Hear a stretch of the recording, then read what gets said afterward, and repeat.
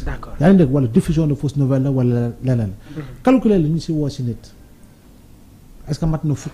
foofu laa bëggoon ñëw sax parce que la plupart des convocations dañuy gis ne que day am un rapport avec des offenses yi nga xamante ne dañ koy adressé au premier ministre effectivement te loolu moo si am te boo koy xool majorité bi yëpp mooy même nit yi la ñuy woo booba léegi même nit ñi waaw majoritairement Badara Gadiaga moo si bees keneen ku si bees moo doon suñu confrère Bassirou Fofana ñu ngi koy ñaanal jàmm gaaw génn si li mu ne parce que tamit délibéré bi démb la woon mais grève greffier yi moo tax ñu daqaat ko ba mercredi bi di ñëwaat keneen ki Moustapha Diakhaté la bi mooy deuxième fois àndoon saa woowoon nañ ko fi woowaat ko keneen kuñ fi woo c'est pas la première fois Madiambal la woo nañ ko fi woowaat ko mu dem ñibbi ak kan ki nga xam ne moo di Ardo Gningue ci woon nañ ko fi ba mettre ko en sursis ak kan mooy Oumar Sow Osis moom nee na temps il est amoureux il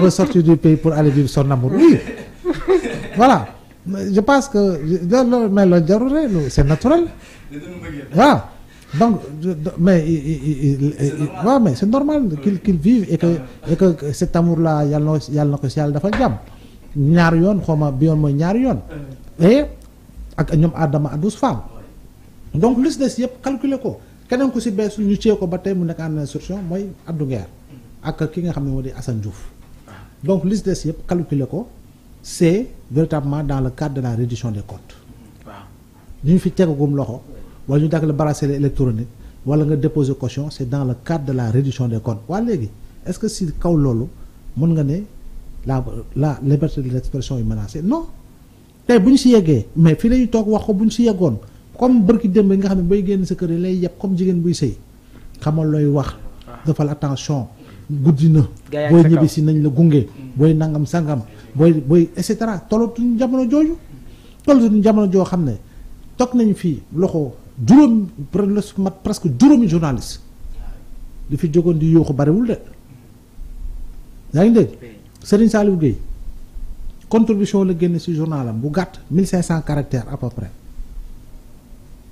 ñu ciyee ko ci loolu xool ne lii mënuñu ko ci daan ñu ne ko yow amoo carte de presse doo journaliste ñu yóbbu ko instruction il a fait à peu près 29 jours en prison Pape Ndiaye ci émission la doon wax ne nangami ci ay procureur nee nañu lii d'accord ñu ci lii ñu ne ko xuux yóbbu ko fii nga xam ne mooy instruction Pape Sané pencoo la pare gendarmerie na ko fu faat yóbbu Maty Sarr Niang des dans quelles conditions lañu ko jàppe woon Pape Alé Niang 2 arrestations à travers des déclarations waaye léegi li doon yuuxu tey jii si li nga xam ne moo xew dëgg nga leen ñoo si bari si jamono yooyu yuuxuñu woon ah te boobu la gënoon tar boobu la gënoon metti boobu nga doon dégg ñu ne jàpp nañu ay téeméeri ndaw am na koo xam ne dañ ko jàpp bopp buy ree la publier émoticône li ñuy wax émoticône bopp buy ree kon boog faisons un peu l'équilibre des choses. Exactement. tey jii professeur il y a toujours une question liée Abdourahmane mooy en quoi ces affaires soulèvent-elles des questions sur la responsabilité des chroniqueurs publics. waaw mais xam nga d'abord c'est quoi un chroniqueur. ba léegi duñ ko. expliquer non amul définition. am na approche boo si xawoon indi. non fii suñu lu ñu xew fii amul définition. non li ñu duppee ñun fii. foo dem yow ban yow sax Abdoulaye Mbow ak Mamour bu ñu toogee sax ñu bind lañu chroniqueur. chroniqueur en quoi. waaw je veux dire xam nga c'est-à-dire que amul sax définition. chronique encore une fois si monde journalistique la bokk. d'abord genre la. c'est un genre. après chroniqueur am na waaye chroniqueur bi il est qualifié. en ceci en cela. maanaam da nga war a am une spécialisation foo xam ne liggéey nga fa 10 ans au moins. tu as la reconnaissance de tes pairs su ma la nee minimum laa la wax def ko si benn domaine. tu as la reconnaissance de tes pairs xam nañu am nga ci expérience am nga ci expertise il est chroniqueur en santé il est chroniqueur judiciaire il est chroniqueur en économie il est chroniqueur en nangam waaw ak journaliste bi nga xam ne c'est un chroniqueur au-delà d'écrire et de produire des chroniques par rapport au genre journalistique day toog ci plateau en sa qualité de chroniqueur boo xam ne dafay mën di analyser ay faits parce que journaliste day nekk généraliste le journaliste day nekk généraliste. c'est un généraliste. waaw. parce que yow reporter nga tey da ngay dem couvrir sport suba nga couvrir environnement suba yaa ngi ci politique bi gannaaw suba yaa ngi ci économie da ngay transversal donc journaliste boobu dañ koy utiliser tamit mais tey li xew nii nga ne chroniqueur public bon lan moo di chroniqueur da ngay gis koo xam ne si parti politique la nekkoon nekk si mouvance ba loolu nërmelu jeex mu wëlbati ko gis ko si plateau yi ñu léegi ñu ne léegi chroniqueur la léegi. voilà donc loolu moo tax ma ne amul qualification boo xam ne mën nga ko jox. mënoo ko jox un contenu professionnel. waaw. d'accord alors gis nañ démb aussi Badara Gadiaga bu ñu ko invité gis nañ tamit les vagues de soutien professeur yi fa ñëw nekk ay leader politique wala bokk ci société civile bëri na déjà noo gisee vague de soutien bi nga xam ne. waaw mais ku mu neex jàppale da nga leen siy mere. doo leen si mere bàyyi la ñu jàppale ko. parce que on dit souvent que ne moom lu muy indi dem ci tribunal ba ñu ko indi ci opposition bi wala ñuy indi ñu jàpp en tout cas ci politique bëriwul. bon comme on le dit il y a des contextes yoo xam ne dina tax ay nit mobiliser wu am na ñoo xam ne dañuy mobiliser wu parce que dañoo décider mobiliser wu. am na ñoo xam ne dañuy mobiliser wu parce que ñu ngi si wut dividende politique. am na ñoo xam ne ñu ngi si mobiliser wu pour ñu gën leen ràññee sur le plan politique pax la si ñoom. am na ñoo xam ne xamuñu leen woon ñu ne occasion pour ñu xam leen la. waaw léegi groupement yooyu nag moo am. ku nekk ak loo ci. waaw finalité ba si wut. voilà groupement yooyu moo am noonu nga koy disséquer. autant sur la forme autant dans le fond. C'est clair gis nañ aussi la position de la société civile gis nañ démb ki nga xam moom mooy Alioune Tine daal dinay génn wax Moundiaye Cissé aussi daal dinay génn wax noo gisee aussi la position de la société civile par rapport à cette question. non c'est une partie de la société civile. oui. c'est pas la société civile en tant que telle. oui c'est une partie de la société civile. donc ku si nekk génn na àdduna si mais nangul ko aussi simple. nangul ko. bàyyi ko moom mu xalaat ni lii fii la ñu toll fii lii fi ñuy jëmee c'est leur position. man souvent les gens tirent beaucoup sur Alioune Tine mais laissez Alioune Tine. dire nee na gars yi créé nañ opposant de. non. moom en fait moom laa lay wax noonu c'est-à-dire que opposant bi tey jii mënoo ko mesurer sur quoi que ce soit. mënoo ko mesurer sur quoi que ce soit c'est juste comme je l'ai dit benn moment c'est un feu de paille feu de paille boobu nag dañuy pour le moment mënoo xam ndax dina am yeneen ay paille mais attendons de voir.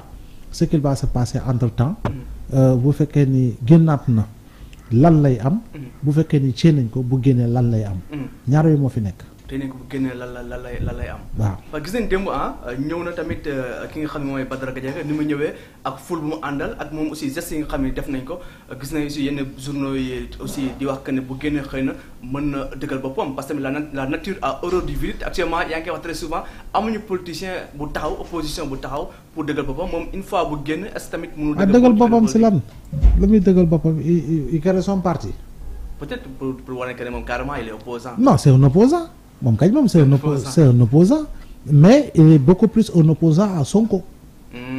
Voilà on ne s'oppose pas à une personne. D'accord. On ne s'oppose pas à une personne on s'oppose à un système.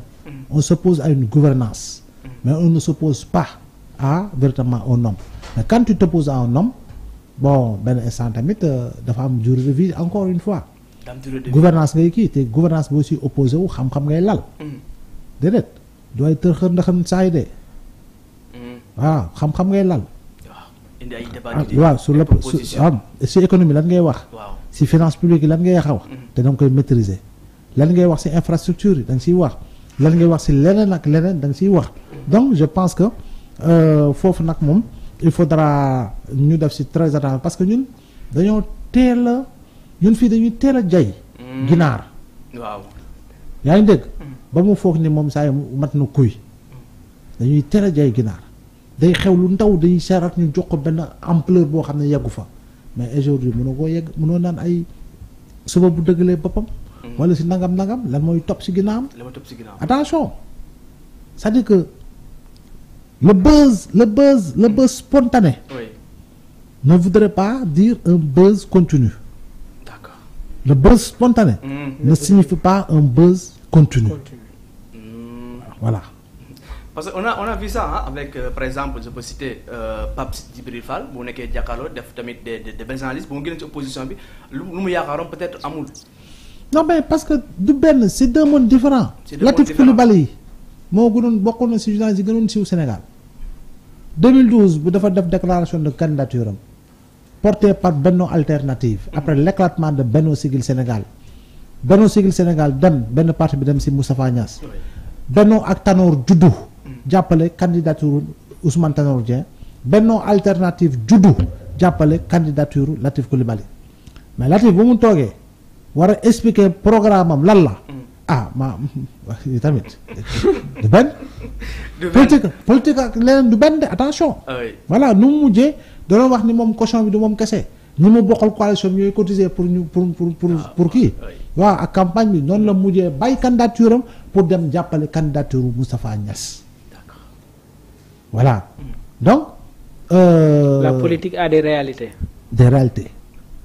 réalités encore une fois des réalités te loolu pour nga xam ko foofu nga jiitu ba doon leader ba war a tabax tey jii nii opposition bi ngay wax ni la nature a horreur du vide oui parce que l'opposition a choisi qu'il y ait vide parce que vide bi yaa koy occuper mais occuper ko waxuñu la da ngay nekk di non dal këlëng oui da nga war a critiquer parce que tu es dans ton rôle mais li nga war a tabax ci ginnaaw pour créer de la masse derrière toi liggéey la boo xam ne du ñëpp ko mën de te du yombul c'est clair du ñëpp ko mën te du yomb donc nous sommes avec le professeur Abdoulaye Mbow wax na ko léegi ci deuxième partie bi nag dañ si ànd ak le juriste Thioune donc moom dina ñëw léegi fekk si biir waxtaan bi donc l'activiste aussi sénégalais Ardo Gningue moom actuellement il est officiellement déclaré en fuite donc par la division spéciale de la cybersécurité après ne pas s'être présenté à une convocation le 8 juillet 2025. Dès la réception de cette convocation, il a éteint son téléphone, rendant toute tentative de contact